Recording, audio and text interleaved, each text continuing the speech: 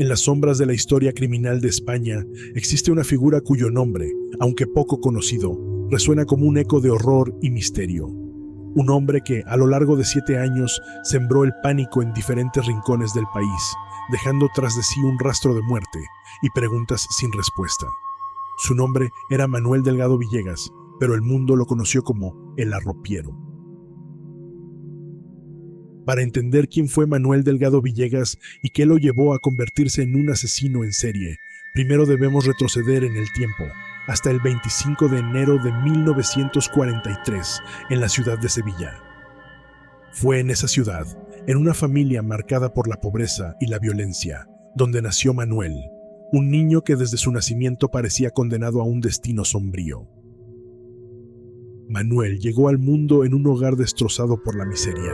Su madre murió cuando él tenía apenas 3 años, dejándolo al cuidado de un padre alcohólico y abusivo.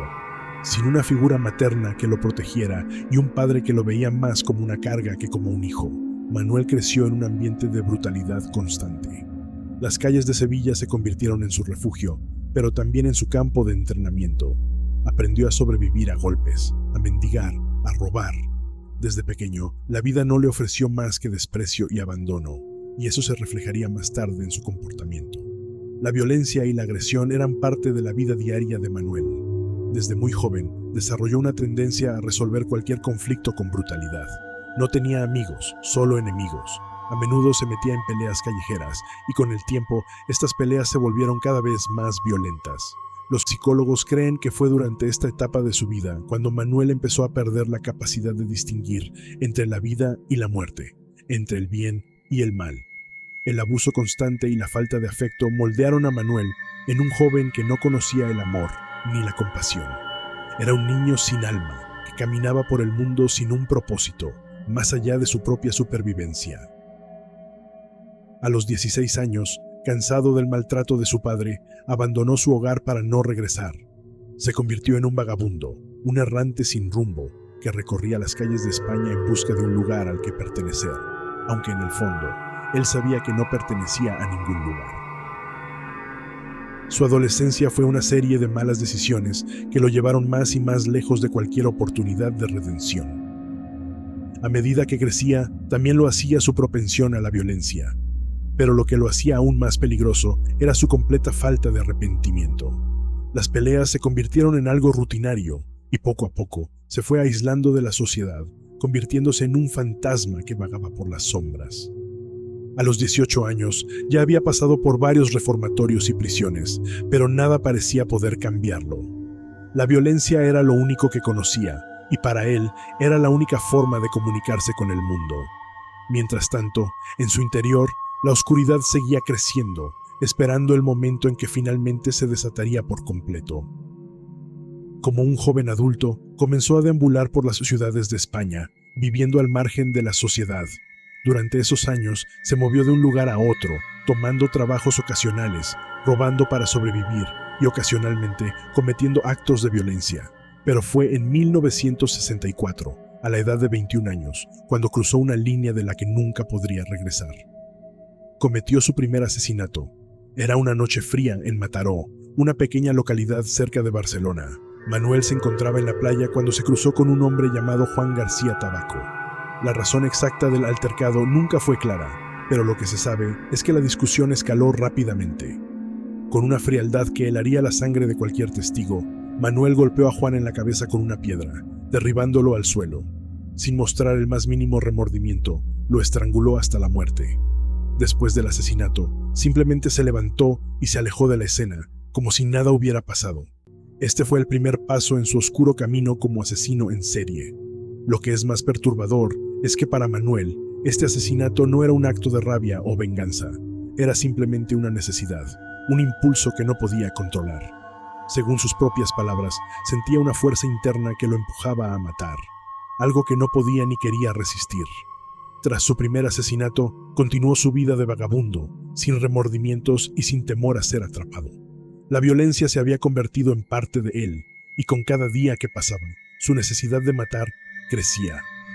Era un depredador que cazaba sin un propósito claro, solo impulsado por esa oscura necesidad de ver la vida escapar de los ojos de sus víctimas.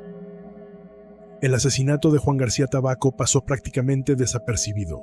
La policía no tenía pistas y Manuel se movió rápidamente, dejando Mataró para buscar su próxima víctima en otro lugar. Durante los siguientes años, repetiría este patrón una y otra vez, siempre cambiando de identidad, siempre un paso por delante de la ley. Después de su primer asesinato, Manuel Delgado Villegas continuó su vida errante por España, pero ahora con una nueva identidad, la de un asesino. Entre 1964 y 1971, Manuel recorrió el país, dejando un rastro de cadáveres a su paso. Confesó haber matado a 48 personas, aunque solo se le pudieron probar 7. Cada crimen era más brutal que el anterior, y cada vez se hacía más difícil para la policía rastrear sus movimientos. Uno de sus asesinatos más notorios ocurrió en 1967, en la localidad de Gavadà, Barcelona. Allí conoció a una mujer llamada Antonia Rodríguez Relinque, una trabajadora sexual con la que comenzó una relación. Pero como en todas sus relaciones, la violencia no tardó en aparecer. Un día, sin razón aparente, Manuel la estranguló en su propia cama y luego huyó de la ciudad. Para él, este acto no fue diferente de cualquier otro y simplemente continuó su viaje por España, dejando a Antonia como una víctima más en su lista. Otro crimen escalofriante tuvo lugar en Sitges, en 1968. Manuel había estado viajando por Cataluña cuando conoció a una joven de 20 años llamada Teresa Gómez, una turista que visitaba la ciudad. En un arranque de violencia, Manuel la golpeó y la arrojó al río. La policía encontró su cuerpo flotando varios días después, pero en ese momento no había ninguna pista que los llevara a su asesino. Lo más aterrador de estos crímenes no era solo la brutalidad con la que mataba a sus víctimas, sino la total falta de emoción que mostraba. Cada asesinato parecía ser un acto mecánico, una tarea que debía completar antes de continuar su viaje. No tenía un patrón claro, no seguía una lógica que la policía pudiera descifrar. Esto lo hizo casi imposible de atrapar, y durante años continuó su racha asesina sin ser detectado. Pero los asesinatos no se limitaron a personas desconocidas. También mató a personas cercanas, como su propio amigo José Navarro Cortés, un exsoldado a quien había conocido en sus viajes. José fue encontrado muerto en un bosque cerca de Lloret de Mar en 1968. Había sido estrangulado con una cuerda y su cuerpo presentaba signos de una lucha feroz. La relación entre Manuel y José era complicada, marcada por la amistad y el conflicto, pero nadie imaginó que terminaría en un asesinato.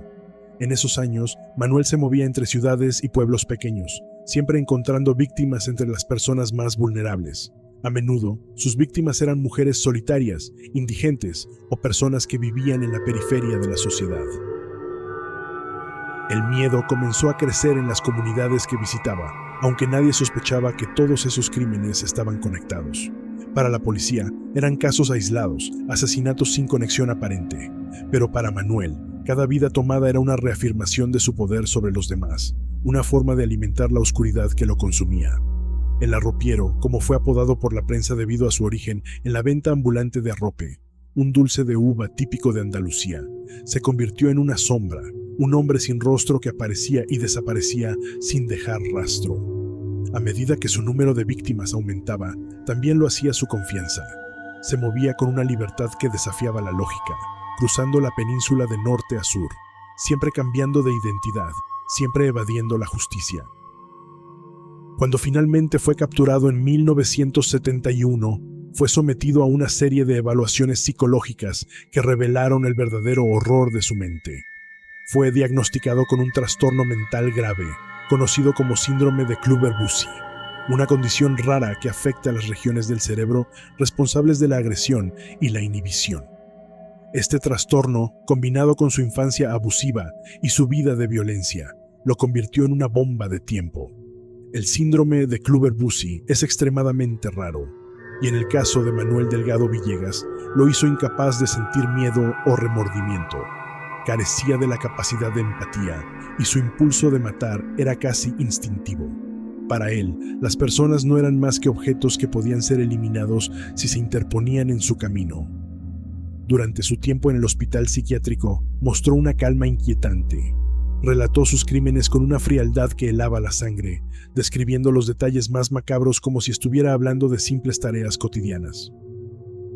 Esta falta de emoción lo convirtió en un enigma para los médicos y psicólogos que lo trataron. ¿Era realmente un hombre atrapado en su propia mente, incapaz de comprender el horror de sus actos? ¿O había algo más oscuro en juego, algo que nunca llegaremos a entender por completo? El caso de Manuel Delgado Villegas también reveló la falta de preparación de las instituciones de la época para lidiar con individuos de su perfil.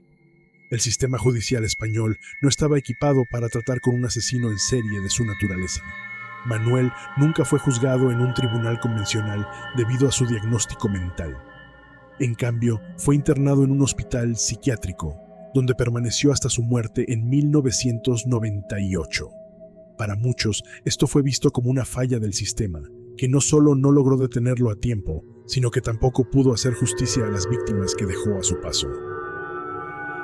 La historia de Manuel Delgado Villegas es un recordatorio escalofriante de lo que puede suceder cuando la mente humana se sumerge en la oscuridad. Un hombre que, en su vida, conoció más muerte que cualquier otra cosa y que dejó un legado de horror que aún resuena en la memoria colectiva de España.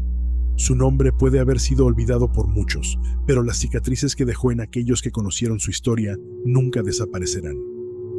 A pesar de los avances en criminología y psicología, su historia sigue siendo un enigma que quizás nunca se resuelva por completo. ¿Era Manuel Delgado Villegas un simple producto de su entorno y su enfermedad, o había algo más profundo y oscuro que lo impulsaba? Estas son preguntas que pueden no tener respuesta, pero que siguen fascinando a aquellos que buscan entender la naturaleza del mal. Vivió y murió como un enigma, pero su historia continúa siendo un testamento del lado más oscuro de la naturaleza humana. Gracias por acompañarme en este viaje a través de la mente de un asesino. Si te ha gustado esta historia y quieres conocer más sobre los misterios más oscuros de la humanidad, no olvides suscribirte a mi canal y activar las notificaciones. Recuerda, el verdadero horror no siempre se encuentra en las historias de ficción,